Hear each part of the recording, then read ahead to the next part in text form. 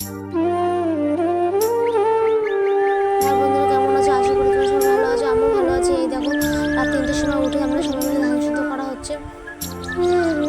মা বললো কি আমি যেহেতু মাঠে যাবো আমি তো পারবো না, তোমরাও পারবে না, সে অনেক বেলা হয়ে যাবে, তার জন্য যেহেতু ধানটা রোদে তাহলে শুকাবে না, তাহলে জলটা আর মরবে না, যদি বৃষ্টি হয় তার জন্য তো আগে তো ধানটা আগে বলছে আগের দিন আমি এই কাজটা করে নিই, পরে মাঠে যাবো।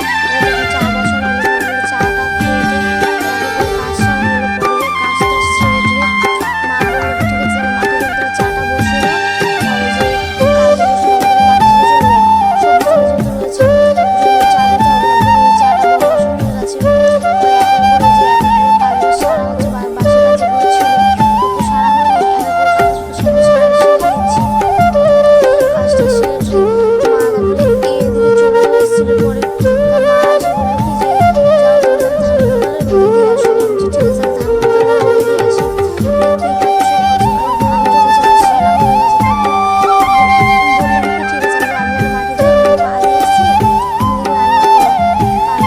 পরে পা দিতে গেলাম মাঠে, বস্তাগুলো দিয়ে এসেছিল ঠিকই, সবাই মিলে নিয়ে গেছিলাম বস্তাগুলো ধরে ধরে।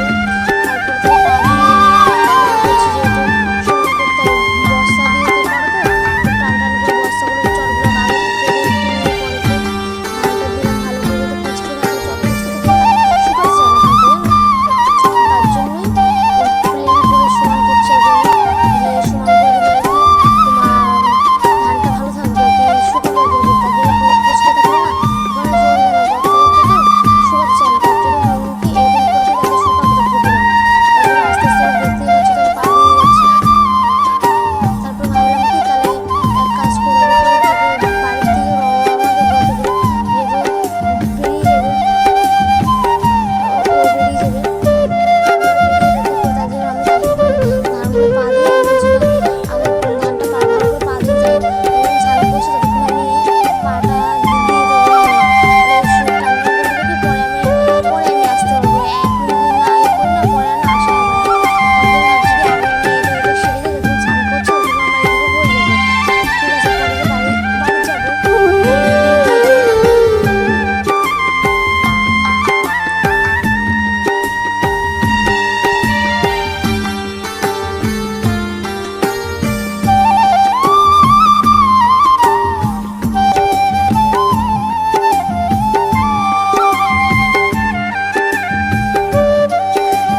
তারপর আমি বাড়ি এসে পরে বলে তাড়াহুড়ো করলো, তাই বলছি ঠিক আছে আমি তাহলে ভাতটা ঠান্ডা করে দিচ্ছি।